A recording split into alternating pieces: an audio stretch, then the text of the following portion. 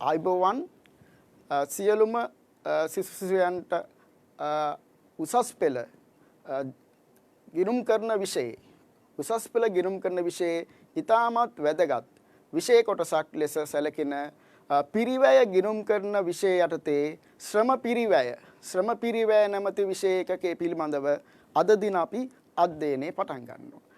එතකොට දුවා දරුවෝ දන්නවා ශ්‍රම පිරිවැය කියන විෂය එකකය අපේ විෂය නිර්දේශයේ 14 වෙනි විෂය එකකේ යටතේ තමයි සම්බන්ධ වෙලා තියෙන්නේ. ඒ අනුව අපි ශ්‍රම පිරිවැය විෂය ඒකකය සම්බන්ධයෙන් ඒ අවශ්‍ය වැදගත් කාරණා පිළිබඳව අපි මේ වැඩමුළුවේදී සාකච්ඡා කරනවා. ඒ අනුව දුවේ පුතේ අපි මුලින්ම බලන්න ඕනේ මොකද්ද මේ ශ්‍රම පිරිවැය කියන්නේ කියලා. පුතේ ශ්‍රම පිරිවැය කියන්නේ අපි යම්කිසි භාණ්ඩයක් නිෂ්පාදනය කරනකොට ඒ භාණ්ඩයේ සම්බන්ධයෙන් වැයවන ඍජු ශ්‍රම පිරිවැය සහ වක්‍ර ශ්‍රම පිරිවැය කියන පිරිවැයන් දෙකේ මුළු එකතුව තමයි අපි ශ්‍රම පිරිවැය කියලා කියන්නේ. ඒතර අපි ශ්‍රම පිරිවැය ගැන කතා කරොත් අපි ශ්‍රම පිරිවැය ගැන නිර්වචනයක් කතා කරොත් යම් භාණ්ඩයක් හෝ සේවාවක් නිෂ්පාදනය කිරීමේ කාර්ය සඳහා වැයවන ඍජු ශ්‍රම පිරිවැය සහ වක්‍ර ශ්‍රම පිරිවැයන මුළු පිරිවැයන් දෙක එකතුවට අපි කියනවා ශ්‍රම පිරිවැය කියලා. එතකොට අපි මේක සමීකරණයක් විදිහට කිව්වොත් මොකද්ද පුතේ ශ්‍රම පිරිවැය කියන්නේ? ඍජු ශ්‍රම පිරිවැයට අපි වක්‍ර ශ්‍රම පිරිවැය එකතු කරනවා. අපේ ඍජු ශ්‍රම පිරිවැයට වක්‍ර ශ්‍රම පිරිවැය එකතු කරාම අන්න අපිට ලැබෙනවා මුළු ශ්‍රම පිරිවැය. එතකොට අපි බලමු පුතේ. අපි බලමු මොනවාද මේ ඍජු ශ්‍රම පිරිවැය කියන්නේ? මොනවාද මේ වක්‍ර ශ්‍රම පිරිවැය කියන්නේ කියලා. අපි උදාහරණයක් ගමු. අපි ගන්නෝ පුතේ ඇඟලුම් නිෂ්පාදන ආයතනයක්. ඇඟලුම් කර්මාන්ත ශාලාවක්. අපි දන්නවා ඇඟලුම් කර්මාන්ත ශාලාවක නොයෙකුත් ආකාරයේ සේවකින් ඉන්නවා. අපිට මේ සේවකින් පුතේ ප්‍රධාන කොටස් දෙකකට වර්ග කරන්න පුළුවන්. එක කොටසක් තමයි අපේ ඇඟලුම් කර්මාන්තයේ සම්බන්ධයෙන් ඍජුවම තම ශ්‍රමයේ වැය කරන ඒ නිෂ්පාදන ඍජුවම සම්බන්ධ සේවකින්. එතකොට අපි ඇඟලුම් නිෂ්පාදන ආයතනයක ඍජු ශ්‍රමිකයින් වශයෙන් සලකන්නේ කවුද? ඒ ඇඳුම්, ඒ කියන්නේ මහන මැෂින් ක්‍රියාත්මක කරන සේවකීන්. එතකොට ඒ අය තමයි පුතේ ඒ කාර්යයට ඍජුවම සම්බන්ධ අය. එතන මහන මැෂින් ක්‍රියාකරුවන් තමයි පුතේ ඇඟලුම් නිෂ්පාදනයේ සම්බන්ධයෙන් ඍජුවම සම්බන්ධ කට්ටිය. එතන ඒගොල්ලන්ට කරන ගෙවීම අන්න අපි ඒකට කියන පුතේ ඍජු ශ්‍රම පිරිවැය කියලා. ඒ තමයි ඍජු ශ්‍රම පිරිවැය. එහෙනම් මොකද්ද වක්‍ර ශ්‍රම පිරිවැය කියන්නේ? ඒ ඇඟලුම් නිෂ්පාදනය කරන ආයතනෙ අර මහන මැෂින් ක්‍රියාකරුවන්ට අමතරව සිටින අනිකුත් සේවකීන්. අපි දන්නවා සුපරීක්ෂකීන්, ඒ වගේම නඩත්තු අංශයේ සේවකීන් නේද? ඒ වගේම පරිපාලන සේවා අංශයේ සේවකීන්. ඒතර ඒ කට්ටිය ඔක්කොම අන්න ඒ අයටත් අපි යම්කිසි ශ්‍රම පිරිවැයක් දරනවා. අන්න ඒම ශ්‍රම පිරිවැයට අපි කියනවා වක්‍ර ශ්‍රම පිරිවැය කියලා. එහෙමනම් අපි ඇඟලුම් නිෂ්පාදන ආයතනයක් සැලකිල්ලට ගත්තොත් ඇඟලුම් නිෂ්පාදන ආයතනයක ඍජු ශ්‍රම පිරිවැය කියන්නේ කවුද? මහන මැෂින් ක්‍රියාකරුවන්ට කරන ගෙවීම. ඒගොල්ලන් තමයි පුතේ අපේ ඍජු සේවකින්. අපේ ඒ නිෂ්පාදන කාර්යයට ඍජුවම සම්බන්ධ සේවකින් තමයි මහන මැෂින් ක්‍රියාකරුවන්. එනනම් අනිත් සේවකින් ඒ හැර අනිත් සියලුම සේවකින් පුතේ වක්‍ර ශ්‍රමිකයින් වශයෙන් අපි ගණනනවා. අන්න ඒ අනුව අපි ඇඟලුම් නිෂ්පාදන ආයතනයක ඍජු ශ්‍රමිකයින් සහ වක්‍ර ශ්‍රමික වශයෙන් කොටස් දෙකකට බෙදලා ඔවුන් සම්බන්ධයෙන් දරන්නේ මුළු පිරිවැයට අපි කියනවා මුළු ශ්‍රම පිරිවැය. ඒ අනුව ශ්‍රම පිරිවැය කියන්නේ ඍජු ශ්‍රම පිරිවැය සහ වක්‍ර ශ්‍රම පිරිවැය කියන දෙකේ එකතු. එතකොට පුතේ දැන් අපි ආයතනයක් ගත්තොත් ඒ ආයතනේ ඍජු සේවකිනුත් ඉන්නවා නිෂ්පාදන සම්බන්ධ වක්‍ර සේවකිනුත් ඉන්නවා. දැන් මේ සේවකින්ට ඒ අදාළ කාර්යය නියුක්ත වීම නිසා ගෙවීම් කරන්න ඕනේ. ඒතර ඒ සේවකින්ට ඒ අදාළ කාර්යය නියුක්ත වීම නිසා විවිධ ගෙවීම් කරන්න ඕනේ. ඒතර අපි බලන්න ඕනේ පුතේ මේ සේවකීන්ට කොහොමද මේ ගෙවීම් කරන්නේ කියලා. සාමාන්‍යයෙන් ආයතනයක ගෙවීම් සිදු කරන්න පුළුවන් ක්‍රම දෙකක් තියෙනවා. ගෙවීම් කරන ක්‍රම දෙකක් තියෙනවා. මොකද්ද පළවෙනි ක්‍රමය? අන්න පළවෙනි ක්‍රමය තමයි පුතේ කාලවැටුප් ක්‍රමය. පළවෙනි ක්‍රමය තමයි කාලවැටුප් ක්‍රමය. එහෙනම් දෙවනි ක්‍රමය කියන්නේ කෑලි වැටුප් ක්‍රමය. ඒ කියන්නේ නිෂ්පාදන ඒකක මත පදනම්ව වැටුප් ගෙවීමේ ක්‍රමය. හැබැයි අපේ උසස් පෙළ විෂය නිර්දේශයේදී අපි කාල වැටුප් ක්‍රමය ගැන තමයි අපේ අවධානය යොමු කරන්නේ. එතකොට අපි උසස් පෙළ ගිණුම් කරන්නේ කොටසදී අපි කාල වැටුප් ක්‍රමය ගැන තමයි පුතේ අවධානය යොමු කරන්නේ. එහෙමනම් අපි මේ කාල වැටුප් ක්‍රමය කියන්නේ කුමක්ද කියලා අධ්‍යයනය කරමු. හරි එහෙනම් අපි යම් කාල වැටුප් ක්‍රමය කියන්නේ මොකක්ද?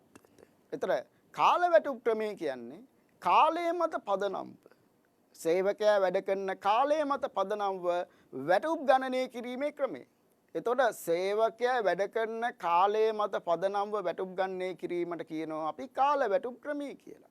එතකොට අපි කොහොමද කාල වැටුප් ක්‍රමයට සේවක වැටුප ගණනය කරන්නේ?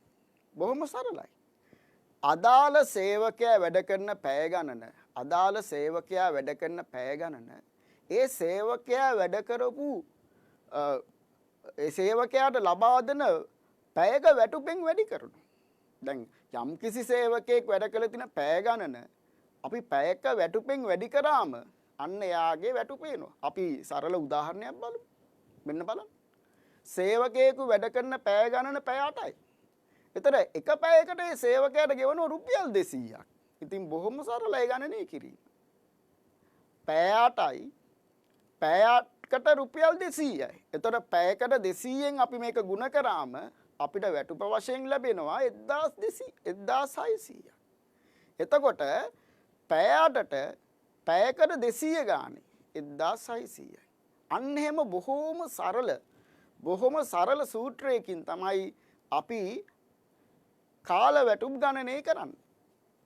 එතකොට පුතේ දැන් සාමාන්‍යයෙන් අපි දැනගන්න ඕන දේවල් ටිකක් තියෙනවා. දැන් සාමාන්‍යයෙන් පුතේ යම්කිසි සේවකයෙක් සතියකට විශේෂම පෞද්ගලික අංශේ සතියකට වැඩ කළ යුතු කාලය දැන් සාමාන්‍යයෙන් සතියේ දවස් 5ට එක දවසකට පැය 8 බැගින් දවස් 5ට පැය 40යි. ඒ අය සෙනසුරාදාත් හාෆ් ඩේ එකක් කරනවා. ඒ කියන්නේ 45යි. එතකොට පැය 45ක් ඒගොල්ලන් සාමාන්‍යයෙන් වැඩ කරනවා. හැබැයි සමහර සේවකින් වැඩ කරන්නේ සතියේ දවස් 5 විතරයි. එතකොට ඒගොල්ලන්ගේ සාමාන්‍ය වැඩ කරන්න ඕන කාලය පැය 40යි. එතකොට සතියකට වැඩ කරන්න ඕන කාලය පැය කීයද? ඒගොල්ලන් වැඩ කරන කාලය පැය 40යි. එතකොට යම්කිසි ආයතනයක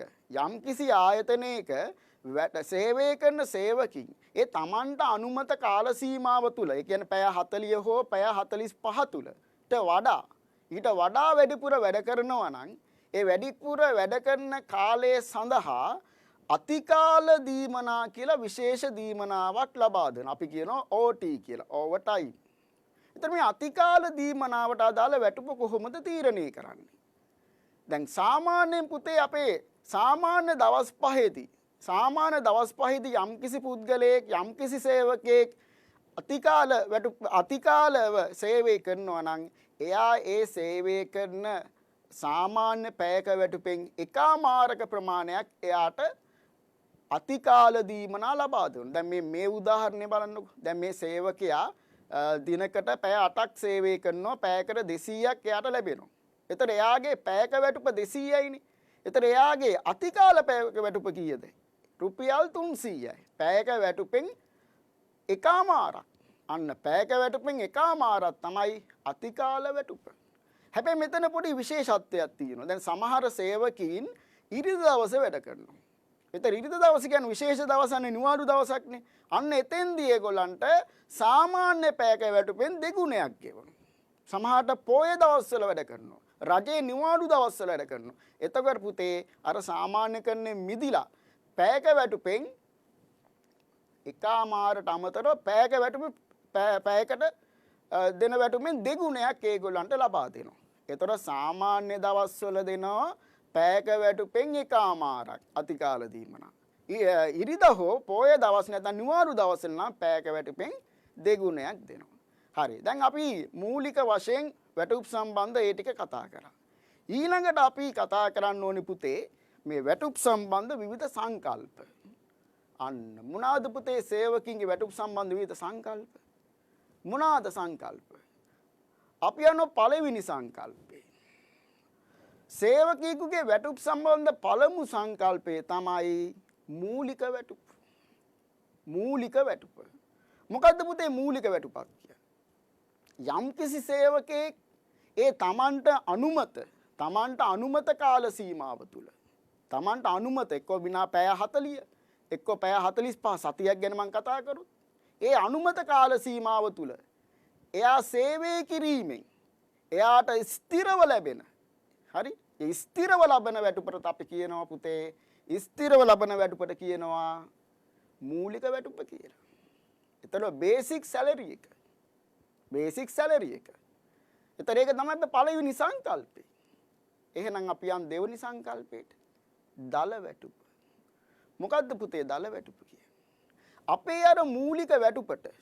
අපේ අර මූලික වැටුපට විවිධ දීමනා අන්න අර මම දැන් කියපු දීමනාවත් එතනට ඇතුළත් මොනවාද අතිකාල දීමනා ඒ වගේම උත්සව දීමනා ජීවන වියදම් දීමනා ප්‍රසාද දීමනා අධ්‍යාපන දීමනා වෛද්‍ය දීමනා ඒ වගේ නොයෙකුත් ආකාරයේ දුෂ්කර දීමනා නොයෙකුත් ආකාරයේ දීමනා එකතු කරාට පසුව අන්න ලැබෙන වැටුපට අපි කියනවා පුතේ මොන වැටුප කියලාද? දල වැටුප. ලොස් සැලරි එක. අන්න දැන් අපි සංකල්ප දෙකක් කතා කරා. එකක් තමයි මූලික වැටුප. ඒ මූලික වැටුපට විවිධ දීමනා එකතු කරාම ලැබෙනවා පුතේ මොකද්ද? දල වැටුප. එහෙනම් අපි යන් ඊළඟ සංකල්පයට. සුද්ධ වැටුප. මොකද්ද පුතේ සුද්ධ වැටුපක් කියන්නේ? සුද්ධ වැටුප කියන්නේ පුතේ යම්කිසි සේවකයෙකු ලබන දල වැටුපති අර අපේ මූලික වැටුපර දීමනා එකතු කරලා දල වැටුපති. ඒ දල වැටුපෙන් ඒ අදාළ සේවකයා සම්බන්ධයෙන් යම් අඩු කිරීම ඉවත් කරාට පසුව එයාගෙන් යම් අඩු කරනවා. අන්නේ අඩු කිරීම ඉවත් කරාට පසුව එයාට ලැබෙන වැටුප. අපි බලමු දේ අඩු කිරීම මොනවද කියලා. මෙන්න අඩු කිරීම වලට උදාහරණ. වැටුප් අත්තිකාරම්.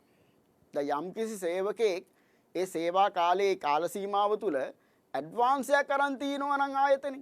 ඒ ඇඩ්වාන්ස් එක නැත්නම් වැටුප් අත්තිකාරම මොකක් හරි අත්තිකාරමක් අරන් තිනවා නම් දෙන වැටුපෙන් අඩු කරනවා. තව උදාහරණයක්. ණය වාරික. දැන් සමහර විට සේවකයෙක් යම්කිසි බැංකුවකින් ලෝන් එකක් අරන් තිනවා. ඒ ලෝන් එකේ වාරිකය තමන්ගේ ආයතනයේ හරහා තමයි ගෙවන්නේ. ඒතර ඒ වාරිකේ කෙලින්ම බැංකුවට යවනවා. අන්නේ ණය වාරිකය. ඒතර ඒව අපි අඩු වෙනවා. තව උදාහරණයක් විශේෂම EPF එක. අපි දන්නවා පුතේ පෞද්ගලික අංශයේ සේවකින්, ඒ වගේම සංස්ථාංශයේ සේවකින් ඒ අයට විශ්‍රාම වැටුප් නැහැ. ඒතර ඒ අයට අනාගතේ විශ්‍රාම ගැනීම සිදු වෙනකොට ඒ අයගේ අනාගතේ හදන්නේ ඒ විශ්‍රාම අරුමුදල, ඒ කියන්නේ සේවක අර්ධ සාධක අරුමුදල තුලින්. ඒ අනුව සේවකයාගේ විශේෂම මූලික වැටුපෙන් 8%ක් මේ අරමුදලට දායක කරනවා. සේවා යෝජකයාත් 12%කින් දායක වෙනවා. ඒ වගේ තමන්ගේ වැටුපෙන් ඉතිරියක් කරනවා අරමුදලට. ඒකත් අපි අඩු කරනවා. තවවත් අඩු කරන්න. දැන් ඔයගොල්ලන් දන්නව පුතේ සමහර සේවකීන් වෘත්තීය සමිති වලට සම්බන්ධ වෙලා ඉන්නවා. එතන වෘත්තීය සමිති වල දායක මුදල අන්න කියනවා වැටුපෙන් අඩු කරන්න කියලා. අන්නේ දායක මුදලුත් අඩු කරනවා. ඔහොම අඩු කරලා ඔයා වැටුපක් ලෙස අරගෙන යන්නේ සුද්ධ වැටුප. එහෙනම් ඔයා ගෙදර ගෙනියන වැටුප. අන්නේ ගෙදර ගෙනියන වැටුප තමයි සුද්ධ වැටුප කියලා කියන්නේ. අන්න ගෙදර ගෙනියන වැටුප තමයි සුද්ධ වැටුප කියලා කියන්නේ. එහෙමනම් අපි මේ කියපු කාරණා ටික නැවත සාරාංශගත කරොත් අපි වැටුප් සම්බන්ධයෙන් කතා කරනකොට සේවකින්ගේ වැටුප් සම්බන්ධයෙන් කතා කරනකොට ප්‍රධාන සංකල්ප 3ක් ගැන කතා කරා. එකක් තමයි මූලික වැටුප. ඒකට දීමනා එකතු කරාම දල වැටුප. ඊට පසුව ඒකෙන් විවිධ මෙන්න මේ අඩු කිරීම අඩු කරාට පස්සේ අපිට ලැබෙනවා සුද්ධ වැටුප. දැන් පුතේ අපි පොඩි උදාහරණයකින් මේ ටික කතා කරමු. මෙන්න උදාහරණයක්. ආයතනයක සේවකින් දෙදෙනෙකුගේ සතියක වැටුප් තොරතුරු. බලන්න නිමල් කියන එක්කෙනා වැඩ කළ පැය 45යි. පැයක වැටුප 200යි. එයාගෙන් වැටුප් පත්තිකාරමක් අඩු කරනවා 1000යි. සුනිල් වැඩ කළ පැය 45යි. පැයක වැටුප 200යි. එයාගෙන් අඩු කළ ණය වාරිකේ 500යි. තව තොරතුරු දීලා තියෙනවා මේ බලන්න. සතිය තුල මේගොල්ලන් අවම වශයෙන් පැය 40ක් වැඩ කරන්න ඕනේ. ඒතර යම් කිසි සේවකේ පැය 40ට වඩා වැඩියෙන් වැඩ කළා තියෙනවා නම් අන්න එයාට දෙනවා අතිකාල දීමනා. ඒ වගේම හැම මේ සතිය තුල වෘත්තීය සමිතියේ රුපියල් 500ක් අඩු කරනවා. ඒ වගේම EPF එකට සේවකයාගෙන් 108ක් අඩු කරනවා. සේවා යෝජකයා පුතේ 12කින් දායක වෙනවා. ඊළඟ ETF අරමුදලට විශේෂ අරමුදලක් සේවා නියුක්තිකයන්ගේ බාරකාර අරමුදල් ඒකට සේවා යෝජකයා විතරයි දායක වෙන්නේ. ඒකත් මූලික වැටුපෙන් 3ක් අඩු කරනවා. දැන් මේ තොරතුරු ටික අපි සම්බන්ධ කළා. අපිට එක එක සේවකයාගේ වැටුප් ගණනය කරන්න පුළුවන්. ඊට පස්සේ ඒ ටික අපිට වැටුප් ලේඛනයකට ගන්න පුළුවන්. එහෙනම් බලන්න මේ පළවෙනි සේවකයා නිමල්. නිමල් වැඩ කළ පැය 45යි.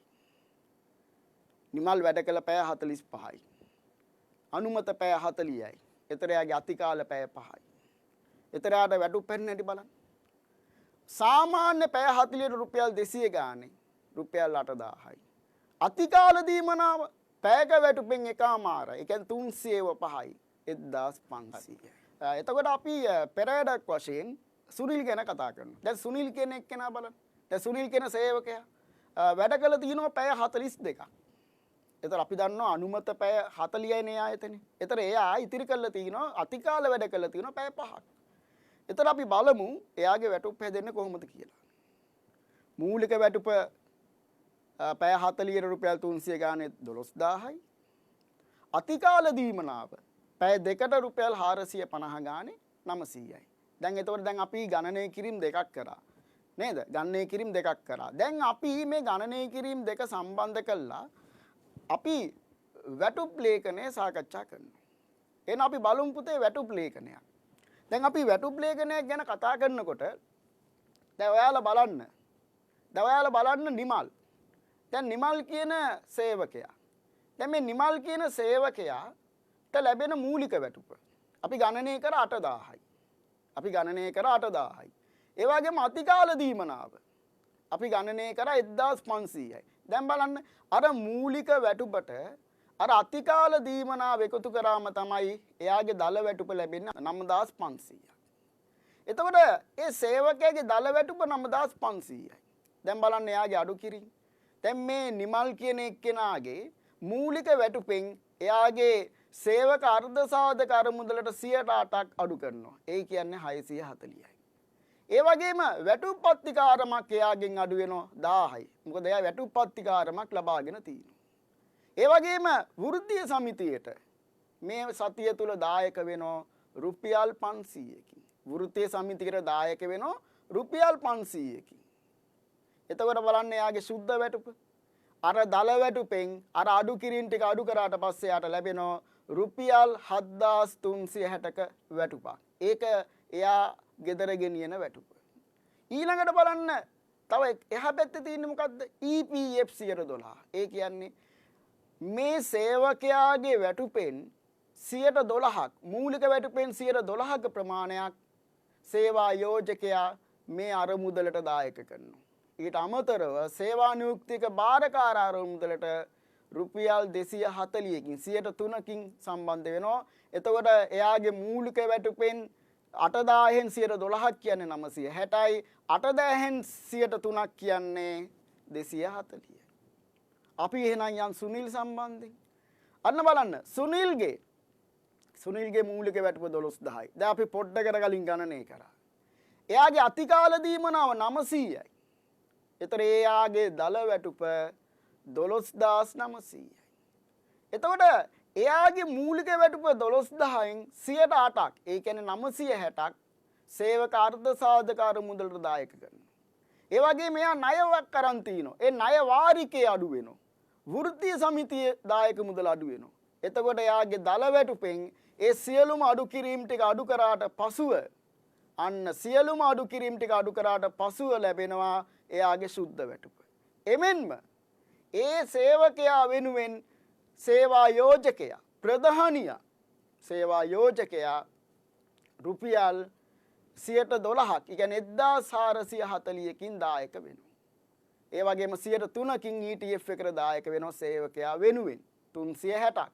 ඒ අනුව අපේ වැටුප් ලේඛනයේ අපි පහලට එකතු කරොත් අපේ මූලික වැටුප 20000යි අතිකාල දීමනා ඔක්කොටම 2400යි දල වැටුප 22400යි EPF 1600යි වැටුප් පත්තිකාරම් 1000යි ණය වාරිකේ 500යි වෘත්තීය සමිති දායකවල එකතුව 1000යි සුද්ධ වැටුපල එකතුව 17400යි EPF එකතුව 2400යි ETF 600යි. ඔන්න අපේ වැටුප් ලේඛනේ. ඔය තමයි අපේ වැටුප් ලේඛනේ. එහෙනම් අපේ ඊළඟ අවස්ථාව තමයි පුතේ ඊළඟ අවස්ථාව තමයි වැටුප් ගිණුම්ගත කිරීම. වැටුප් ගිණුම්ගත කිරීම. ඒක තමයි පුතේ අපේ ඊළඟ අවස්ථාව. දැන් අපි වැටුප් ගිණුම්ගත කරන්නේ කොහොමද? පුතේ වැටුප් ගිණුම්ගත කරනකොට අපි සැලකිල්ලට ගන්නේ අපේ දල වැටුපේ ඉඳන්. එතකොට හොඳට මතක තියාගන්න පුතේ අපි වැටුප් ගිණුම්ගත කරනකොට අප සැලකිල්ලට ගන්න පුතේ දල වැටුපේ ඉඳන්. ඒ අනුව අපි වැටුප් ගිණුම්ගත කිරීම පටන් ගන්නේ අන්න අපි වැටුප් ගිණුම්ගත කිරීම ආරම්භ වන්නේ දල වැටුපේ ඉඳන්. එතකොට අපි බලමුද අපේ දල වැටුප ගිණුම්ගත කරන්නේ කොහොමද කියලා. අපේ දල වැටුප කීයද? අපේ දල වැටුප පුතේ රුපියල් 22400යි. අර වැටුප් ලේඛනයේ දල වැටුප වල එකතුව 22400යි. දැන් මේ දල වැටුප කොහොමද අපි ගිණුම්ගත කරන්නේ? අපි වැටුප් පහ වේතන කියලා ගිණුමකට වැටුප් පහ වේතන කියන්නේ වියදම් ගිණුමක්. ඒ ගිණුමට හර කරලා වැටුප් පහ වේතන පාලන ගිණුමට අන්න පාලන ගිණුමට බැර කරනවා. එතන අපේ උදාහරණයට අනුව අපේ දල වැටුප එකතුව රුපියල් 22400යි. එතන මේ රුපියල් 22400 අපි මොකද කරන්නේ? වැටුප් පහ වේතන ගිණුමට හර කරලා වැටුප් පහ වේතන පාලන ගිණුමට බැර කරනවා. දැන් පුතේ මේ වැටුප් පහ වේතන පාලන ගිණුම කියන්නේ වගකීම් ගිණුමක් හා සමානයි. අර වැටුප් පහ වේතන ගිණුමට හර කරපු එක එම ගිණුමට බැර වුණා. එහෙනම් අපේ පළවෙනි ගිණුම්ගත කරන තිස්සරහන් කාණ්ඩය මොකද්ද? දල වැටුප ගිණුම්ගත කිරීම. අන්න අපි දල වැටුප ගිණුම්ගත කරා. අපි යමු ඊළඟට. අපේ ඊළඟ ගිණුම්ගත කිරීම මොකද්ද කියලා. දැන් ඔයා දන්නවා සේවකයාගේ දල වැටුපෙන් පසුව ඒ සේවකයාගේ විවිධ අඩු කිරීම් තියෙනවා.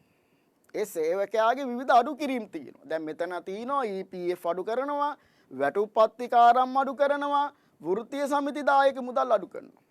ඒතර ඒ අඩු කිරීම් අපි කොහොමද ගිණුම්ගත කරන්නේ? දැන් ඔයාලට මතකයි කලින් එකේ. දැන් කලින් අපි වැටුප් පහ වේතන ගිණුමට හර කළා. වැටුප් පහ වේතන පාලන ගිණුමේ මේ දල වැටුප සම්පූර්ණයෙන්ම බැර කරානේ. දැන් අපි කරන්නේ මේ දල වැටුපෙන් ඒ අදාළ අඩු කිරීම. ඒ දල වැටුපෙන් අදාළ අඩු කිරීම ඉවත් කරනවා. ඒ අනුව අපි ඒ අඩු කිරීම ඉවත් කරන්නේ කොහොමද කියලා අපි ප්‍රධාන දිස්සරහනින් කතා කරමු. මෙන්න ප්‍රධාන දිස්සරහන. වැටුප් පහ වේතන පාලන ගිණුමට බැර කරපු එක අපි එකෙන් අයින් කරන්නේ කොහොමද? වැටුප් පහ වේතන පාලන ගිණුම හර ඒ අඩු කිරීමේ ගිණුම් වලට බැර කරනවා. ඒ අඩු කිරීමේ ගිණුම් කියන්නේ පුතේ එක විවිධ ගිණුම්. දැන් අපි උදාහරණයක් ගන්නකො බලන්න. දැන් වැටුප් පහ වේතන පාලන ගිණුමෙන් අපි අයින් කරනවා EPF එක සේවකයාගේ EPF එක. එතන වැටුප් පහ වේතන පාලන ගිණුමට හර වෙලා EPF ගිණුමට බැර වෙනවා. දෙවනුව අපි අඩු කරනවා වැටුප් පත්තිකාරම්. ඔයාලට මතකයි සේවකයා ලබාගත්තු වැටුප් පත්තිකාරම සේවකයාගෙන් අඩු කරා. ඒතර ඒක අපි පාලන ගිණුමෙන් ඉවත් කරනවා. ඒතර වැටුප් පහ වේතන පාලන ගිණුම හර වැටුප් පත්තිකාරම් ගිණුම බැර. එතකොට ඊළඟට අපි වෘත්තීය සමිති දායක මුදල. අපි අයින් කරනවා. ඒ අනුව වැටුප් පහ වේතන පාලන ගිණුමට හර කළා. වෘත්තීය සමිති දායක මුදල් ගිණුමට බැර කරනවා. ඒතර ඔයාට පෙනේ පුතේ අපේ වැටුප් පහ වේතන පාලන ගිණුමට බැර කරපු ඒ වටිනාකම 22400 දැන් අපි ගොඩක් අයින් කරලා තියෙනවා. දැන් අපිට තියෙන්නේ ඊළඟට සුද්ධ වැටුපට මොකද කරන්න කියලා. අපි බලමු. දැන් අපේ වැටුප් පහ වේතන පාලන ගිණුමෙන් සියලුම අඩු කිරීම ඉවත් කරාට පසුව අපිට ඉතිරි වෙන්න පුතේ සුද්ධ වැටුප. මේ සුද්ධ වැටුප අපි සේවකයාට දෙන්න ඕනේ. මේ සුද්ධ වැටුප සේවකයාට දෙන්න ඕනේ. සාමාන්‍ය පුතේ ආයතනයක ඒ මාසේ සුද්ධ වැටුප ඒ මාසෙ තුල දෙන්නේ නැහැ. ඒ මාසේ ඊළඟ මාසේ තමයි ඒක ගෙවන්නේ. දැන් අපි මේ මාසේ වැටුප ඊළඟ මාසේ තමයි ගෙවන්නේ. දැන් මේ මාසේ අපි අන්තිම දින නම් අද නම් මේ මාසේ සේවකයාගේ වැටුප ගෙවන්නේ ඊළඟ මාසේ. එතකන් අපි ඒ සුද්ධ වැටුප පහ වේතන පාලන ගිණුමට හර කරලා උපචිත වැටුප් ගිණුමට බැර කරනවා පුතේ. ඒ අනුව බලන් ඉස්සරහන වැටුප් පහ වේතන පාලන ගිණුම හර 17400යි. උපචිත වැටුප් ගිණුම බැර 17400. ඒ අනුව පුතේ ඒ උපචිත වැටුප ගෙවන තෙක් ඒක වගකීමක් වශයෙන් ආයතනයේ තියෙනවා. ඒ තමයි සේවකයාගේ කොටස. අපි ඊළඟට කතා කරනවා සේවකයා සම්බන්ධයෙන් සේවා යෝජකයාගේ දායකත්වයන්. ඒ මොනවාද? EPF අරමුදල දායකත්වය 12. ඒකෙත් ඉස්සරහන බලන්න. EPF වියදමක් ආයතනයේට. EPF වියදම් ගිණුම හර EPF ගිණුම බැර. උදාහරණ EPF වියදම් 2400යි EPF ගිණුම බැර 2400යි. ඒ සේවා යෝජකයාගේ දායකත්වයේ සේවකයා වෙන්නේ. අපි ඊළඟට කතා කරනවා සේවා නියුක්තයන්ගේ බාරකාර අරමුදල් දායකය.